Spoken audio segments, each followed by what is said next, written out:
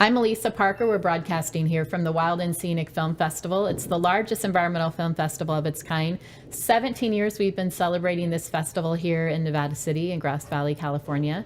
Thousands of everyday extraordinary, I call them environmental action heroes, come to our town during this festival. And I love the opportunity to connect with all of them and share their stories with you. I'm introducing today Lauren Schwartzman and Rafael Roy. The film is called Dust Rising, right? So when you think about dust, initially what comes to my mind is the dust that's accumulating like on my nightstand or on my television. We can see it.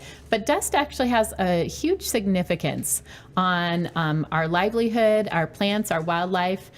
So first of all, welcome. And maybe just expanding on that, Lauren and Roy, about Rafael, about the importance of dust and how you share that within your film.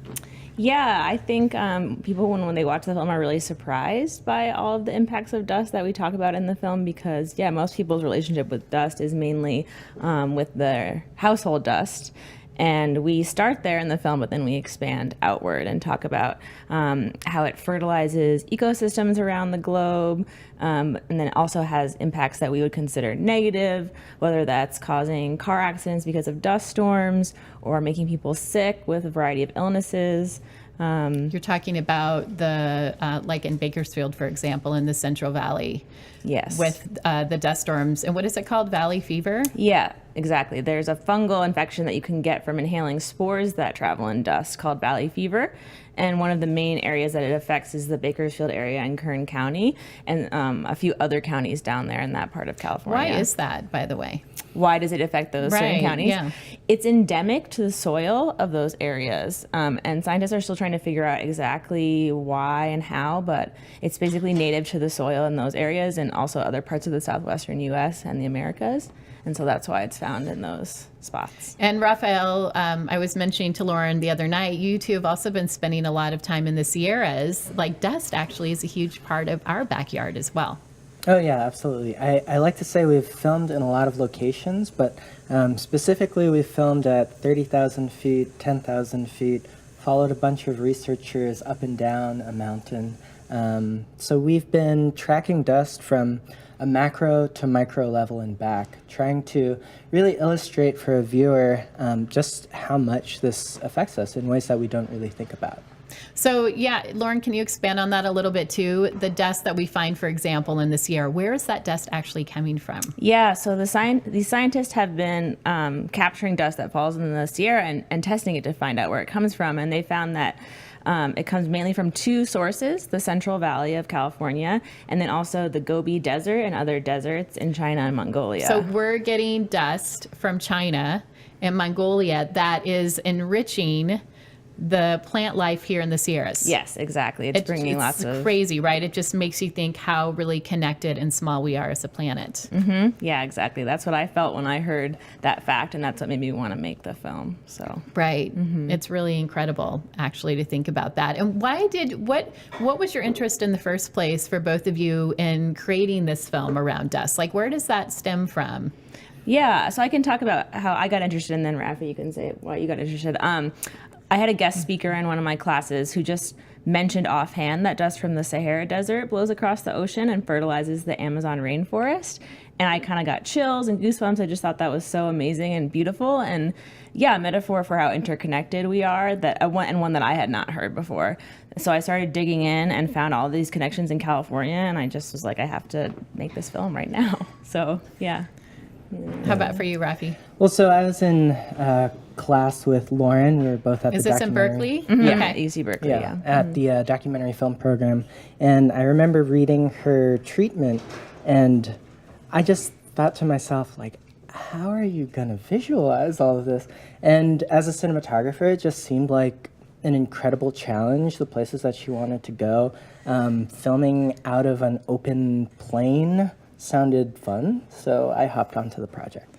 Are there any, clearly with the valley fever and the dust that's formed there, I knowing just even some of the pesticides and things that are in the soil cannot be good. Is there anything else like in the dust, things that are coming from China or anything else that we need to be aware of as far as, when we look at solutions and anything else that we need to do to help ensure, I don't even know if you say healthy dust, but Yeah, I didn't delve too much into sort of like the pollutants, the particulate pollutants that are coming from that part of the world. I was mostly focusing on dust from the deserts, the open deserts. So I would say it's mostly bringing beneficial nutrients in that case. But the scientists are still sort of analyzing what's contained within it, what is natural versus man-made, and if there are other microorganisms that are beneficial or that we Right. should be worried about. I mean, it's helping the Amazon rainforest grow. Some good things in there. How was this experience in creating the film Dust Rising changed your lives? And both how you're showing up, obviously how you're looking at dust, I'm sure has shifted, but what's your trajectory now? Well, I think we were really excited about the fact that the film won a Student Academy Award That's in exciting. October. Yeah, and so we got to go to LA. So you're getting high accolades. Yeah, we got to go to Awards. LA. Yeah, exactly. I think that was like one of the coolest things that's happened so far with the film. And then getting to come to festivals like this one and meet a lot of other filmmakers. I don't know if you want to. Yeah, I mean, for me, it was my first gig as a documentary cinematographer, and I've been doing it for a year now, full time.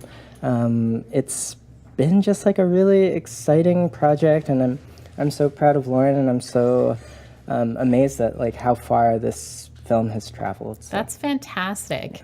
And, it's wild and scenic, so things get a little wild. We're featuring wild topics. What's the wildest thing that you've done to make a difference? To make a difference? Yeah. Or it could just be the wildest thing you've done, too. Related to the film? Either. Doesn't have to be. What's like the wildest thing? What's the wildest thing, Rafi? Oh, maybe the time that we set up base camp at like 3,000 feet and then hiked to like 10,000 feet in a day, and with a bunch of cameras and gear on our back. Yeah. I think that was That would be intense, Yeah, too. that was probably it. Yeah. All right, so you did some bodybuilding in that process, too, some weightlifting. Okay, how about for you? I don't like to fly in airplanes, and for the film, we flew in this tiny 4-person airplane to get images of dust from above in the Central Valley. So I was like pretty nervous, but I decided to do it for the sake of the film. So, All right. Well, thank you for doing that for the sake of the film. She persevered. The film is called Dust Rising. It's screening here at the Wild and Scenic Film Fest. It's Wild and Scenic 2019. It's the largest environmental film fest of its kind in the United States. Many thanks to Lauren Schwartzman and to Rafael Roy for joining us here, and many other stories to come. But thanks so much, guys, for being a part of this. Thanks so for much for having us. Yeah, thank you.